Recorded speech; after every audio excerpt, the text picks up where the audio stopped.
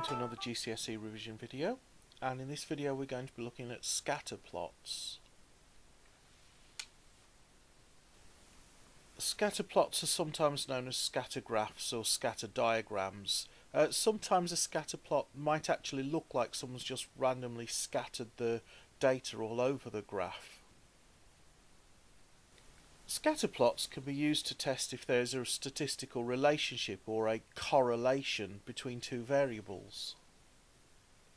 For example, suppose we want to test if people have more baths and showers and do more washing in warm weather than in cold weather.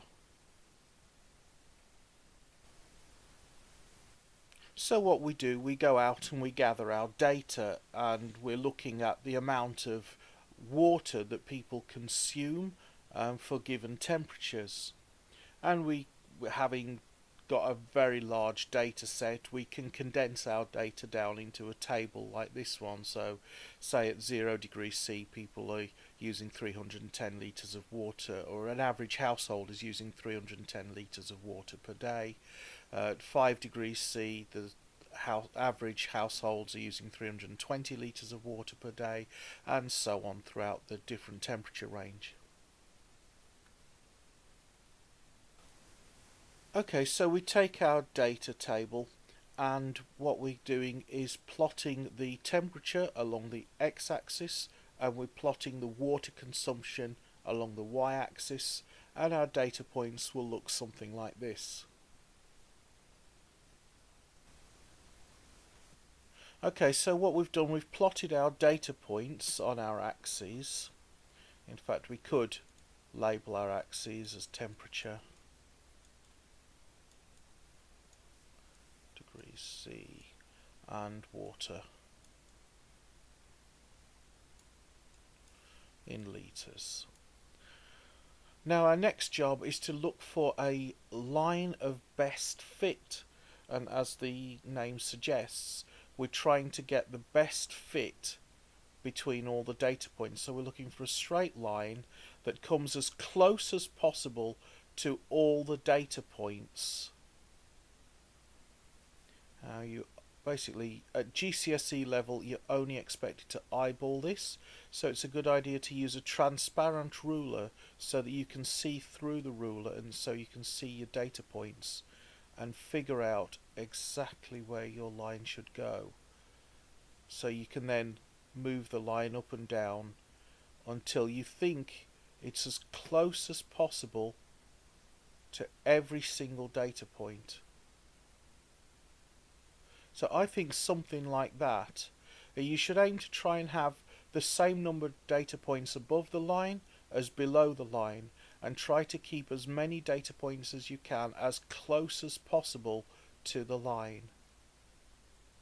I think that's as good a fit as I'm going to get.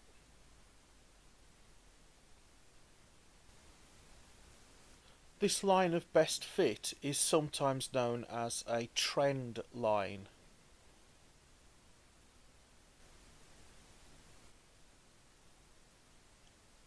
Now, if the line is going up, we say that there's a positive gradient. That is to say, your y-axis is increasing as your x-axis is increasing. Now, if there is a positive gradient in the line of best fit, and the data points all fall close to the line, we can say there is a strong positive correlation. If the gradient of the line of best fit is negative, that is to say, the further up the x-axis we go, the smaller the values on the y-axis become, then we say the correlation is negative. You'll note the data points are all bunched up really close to the line of best fit, so we call the correlation strong.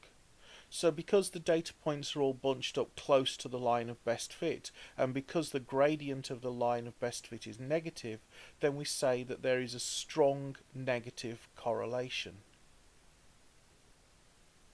Again, in this example, the line of best fit has a negative gradient because as we go up the x-axis, so the values on the y-axis get smaller. So we can say that the correlation is negative.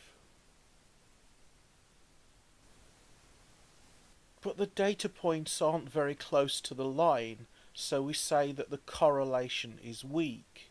So a scatter graph like this, we would say that it has a weak negative correlation. In this case, the line of best fit has a positive gradient because as the x-axis increases, so the values on the y-axis also increase. Since the gradient is positive, we say the correlation is positive. However, the data points are not at all close to the line of best fit, so we say the correlation is weak. So a scatter graph like this, we would say that there is a weak positive correlation. So if the data points are bunched up close to your line of best fit, we say the correlation is strong. If the data points are a long way away from your line of best fit, then we say the correlation is weak. And if it's difficult to tell whether you think the data points are close to the line or a long way away from the line, then we say that the correlation is moderate.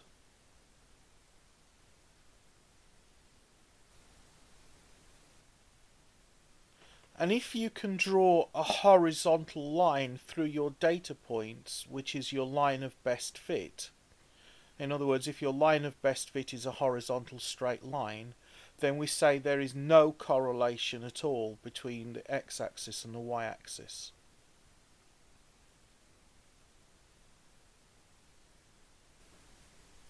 Now sometimes you'll get the data all bunched up nicely, so you think you've got a strong correlation, but then you'll have one or two awkward data points that are just miles away, and we call these statistical outliers. And these outliers could be just rogue variables, that they're mistakes.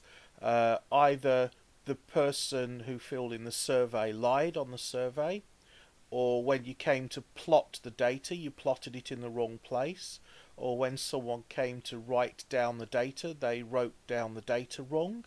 It could just be something as simple as getting the x and y axes confused, or something like that.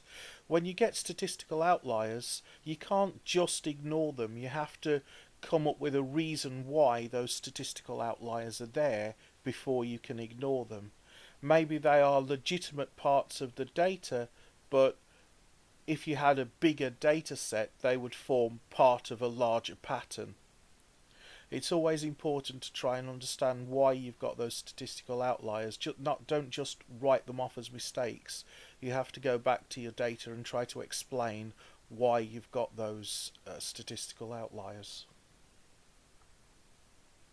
And no introduction to statistics would be complete without a word of warning.